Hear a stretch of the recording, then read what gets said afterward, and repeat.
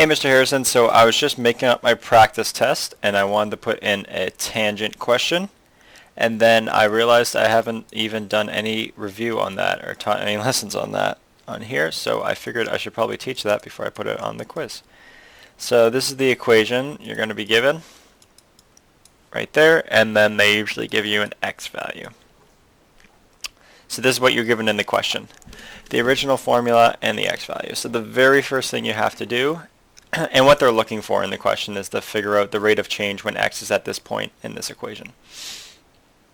So to do that, you want to find the equation, for the rate of change in that thing. So you're going to want to find y prime, and we'll do this in magenta of this first equation here. So this is just simple power rule like we've done before. And then you're going to want to plug 2 into this new equation.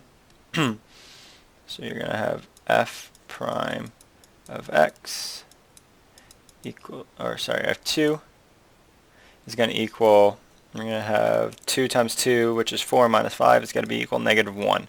So then that is how we find the slope of this thing here, and we represent the slope as m. And then it might look a little foreign letter to use, but you'll recognize it in a second because it is all part of the equation. Let's do a weird brown color for the equation. Y equals mx plus b that Mr. Williamson taught me. So basically right now we know the slope is going to be -1. We know x is 2. That was in pink or purple. And we don't know b and we don't know y, but we can find we can find the y value by plugging x, the original x, into the original formula up here. So we're going to have the regular f of 2 is going to equal to 4 minus 10 minus 6, which should be -12. 4 minus 10, -14. Yep. Okay, good. I'm just checking. So now that's going to be our y value.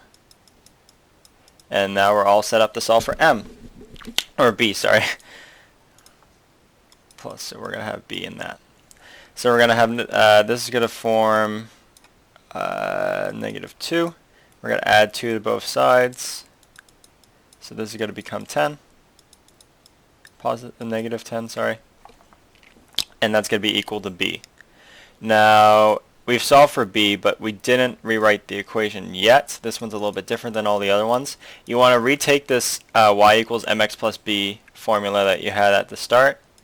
And if it makes it easier, you can just write what you know over here at the start or at the end as you go along, just to fill out this final equation. But we know b is -10, and we know m is going to be -1.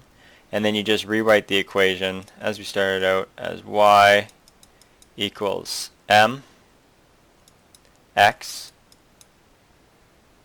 plus b.